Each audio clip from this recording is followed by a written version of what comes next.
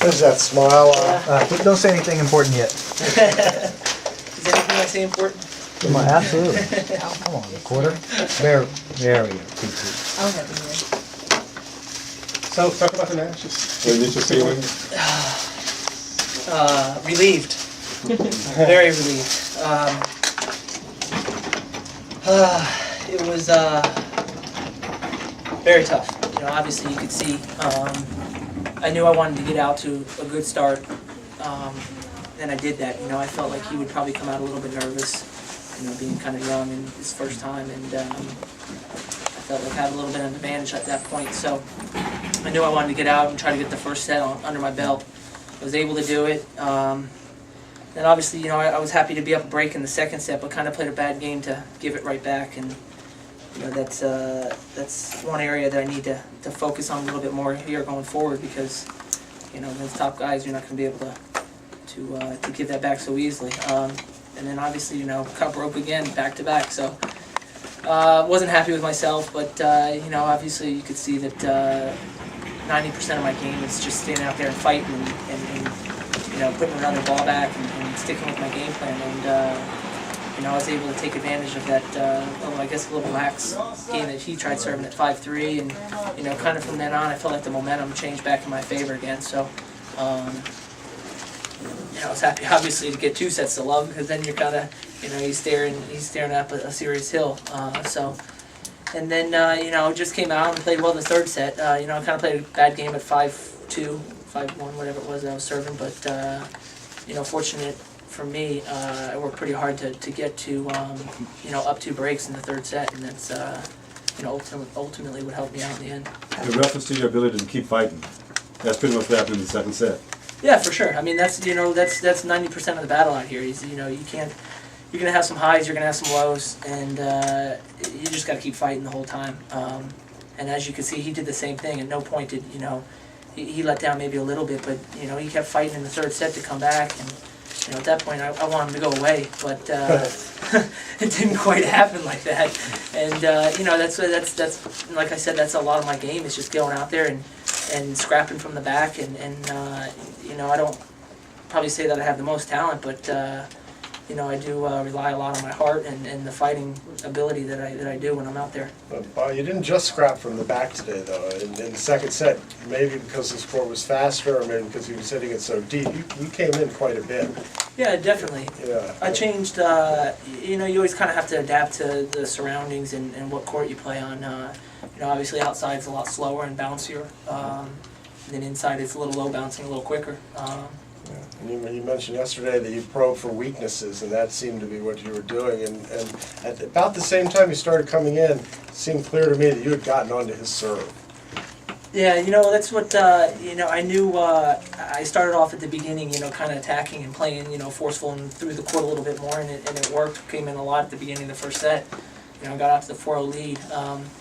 And then in the middle of the second set, you know, you could see him kind of taking more of the attack, and I was back there. And you know, I told myself I needed to, the game plan that I had of attacking the forehand and just being forceful, you know, because he kind of gets back off the back foot and it sits up a little bit more off the forehand. And, you know, I just kind of lapse in just my judgment out there. And, you know, I had to get back to what I knew worked.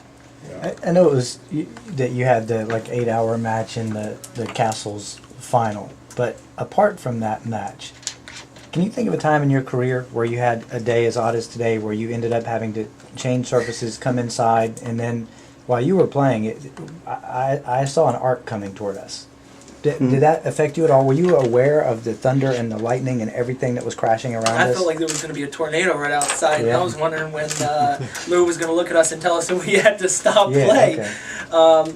Actually, I have had a crazier time. One year at Australian Open, we had the heat rule, and it was third match on, and they actually had to sit around from basically about 12 o'clock in the afternoon, and they didn't put a match on until 8 o'clock at night. Wow. And needless to say, I still wasn't the first match, and I didn't go on the court until 11:45 at night. Finished at 3:45 in the morning after a 5-setter, lost, and then had to come back the next day to play doubles. So it was, you know, there's been some crazy times, and you just have to kind of adapt to, you know, what happens. It's kind of out of your control, and You know, it's not like we could have waited around and seen what the weather was going to do and get outside, you know, and that's just kind of, you gotta have to take what it is and just go with it. Is this your first time participating in a wild card event? Yes. And how does the format get you ready for the U.S. Open? Well, no, I mean, I'm very fortunate that USTA asked me to come play. I was injured, obviously, 2 years ago, and trying to get my ranking back up to where I was before I got injured. And I think I was one of the first Americans out of the acceptance list for the main draw, so I don't know why I got invited, but you know, obviously I have many thanks to them, and you know, it's great. You know, you get 2 matches, you know, and then obviously a 3 out of 5 match back to back to back. You know, in tournament setting too. It's not even like going out and playing a practice match with another guy. So it's a lot more nerve-wracking, intense, and I think it helps me for I guess a week from now. So what do you, can you, I'm sorry. No, I was gonna say, can you tell us a little bit about what your next week is and how do you get prepared for the U.S. Open? Obviously go back home, and probably take off tomorrow.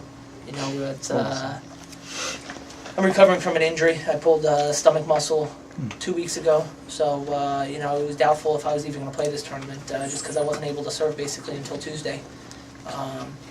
So I'll basically give myself a little rest because it's been a lot of stress on obviously my stomach the last couple of days, and you know, but then Tuesday I'll get back, you know, right out on the court and get practicing and conditioning probably until Thursday or so, and then probably fly up to New York and just kind of get settled and get ready and hope that I don't see my name next to some guy with a number next to his.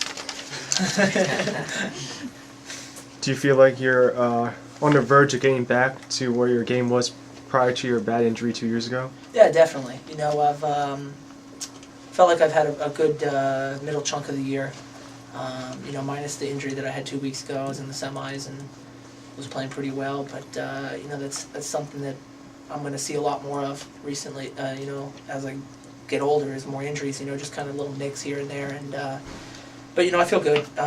If as long as I'm, you know, feeling good from my legs and condition wise, and I think everything revolves around, you know, me being able to run around and being aggressive with my legs. Is it a goal of yours to reach like a career high ranking or anything? Is that in your mind at all? More in the back of my mind. You know, at the beginning of the year, my goal was to be top 100 so I could make it into Australia without having to go through qualifying.